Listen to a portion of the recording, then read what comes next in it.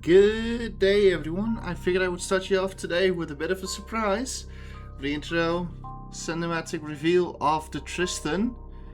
We managed to get ourselves onto a blueprint and build one.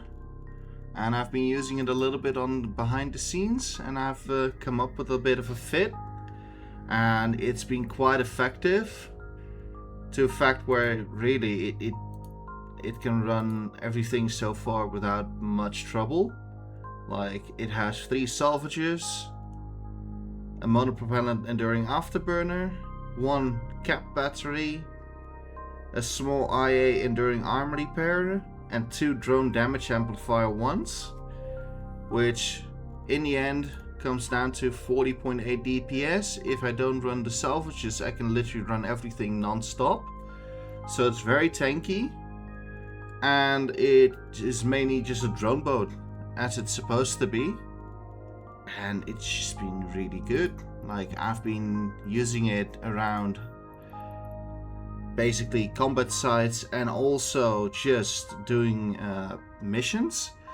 And from the combat sites, I've actually been really lucky. Like, I've had, let me see, I keep forgetting one, I believe. No, actually this is it all. I've had all of this, which is an estimated value of 71.5 million ISK, which I still have to sell, but I figured I would just keep it to show you guys.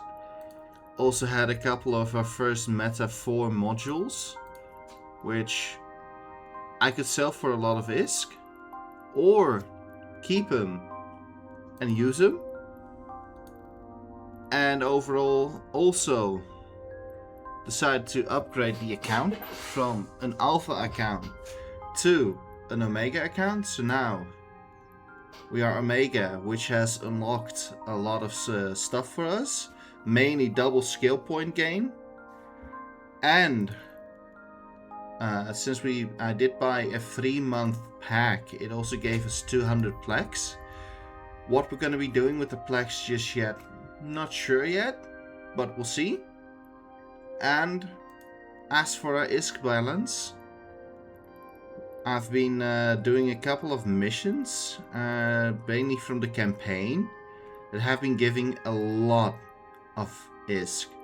I believe the last one gave a total of 20 million ISK in total. And from that, I actually managed to buy another blueprint for the Itron Mark V, which I will show you guys the intro for now.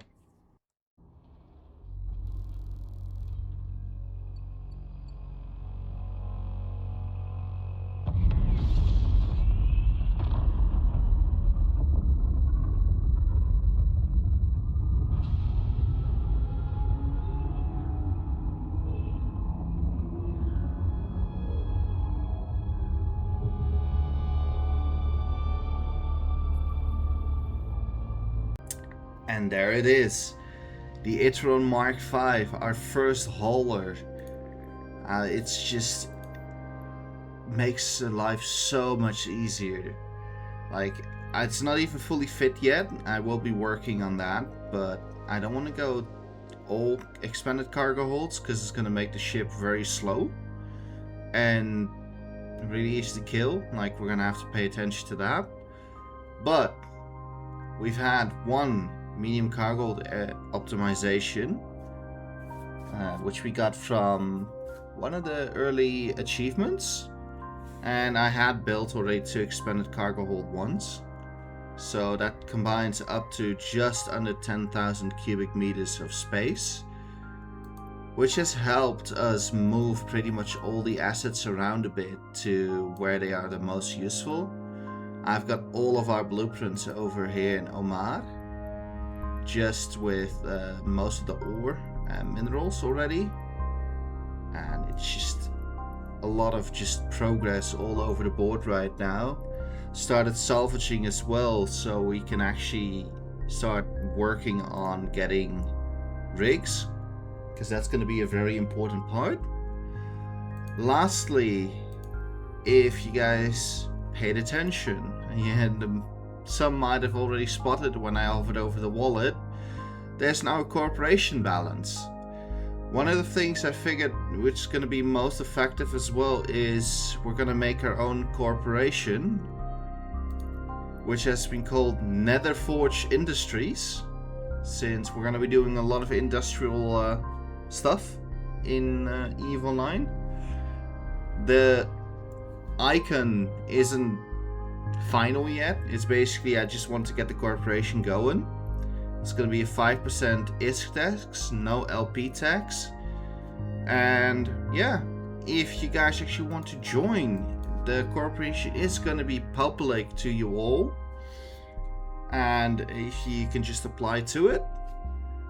Right now we can only accept up to 20 people due to skills. But hey, if you like the journey, you want to follow along and expand with it, you're always welcome to join. So basically the last other thing I want to just show you guys today is a bit of a montage of the Tristan and just show you it in use basically. So I hope you guys enjoy this little bit of a montage, and at the end we're gonna do one other final thing, and that's just an overview of the last week, what we have gained so far, what our expenses have been, and just a bit of an overview. So let's undock and let's looking for some combat sites. You guys enjoy the music and the battle, and see you guys after the montage.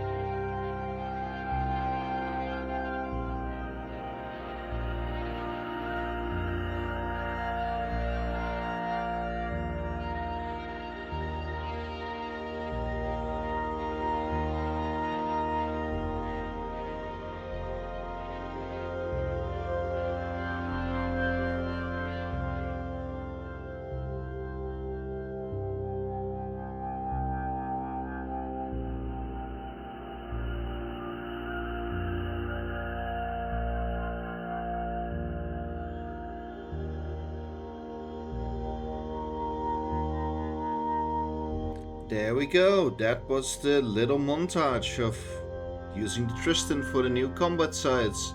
It were pretty good, except for one mess up where I tried to do salvaging and, well, not paying attention to the new wave.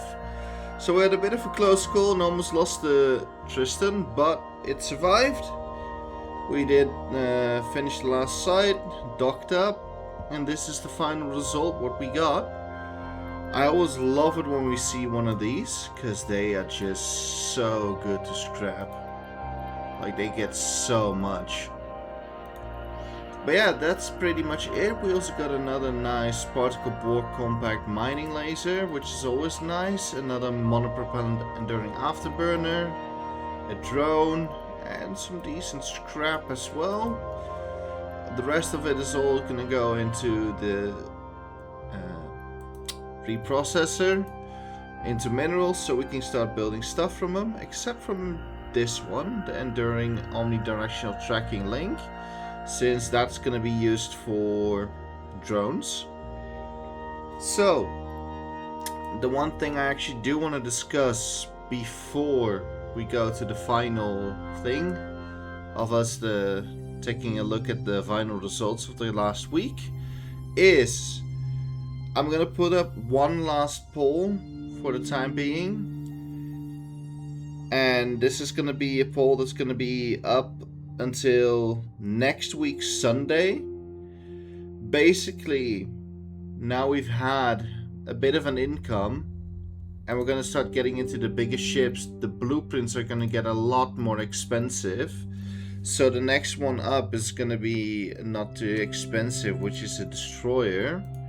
Let me just go here.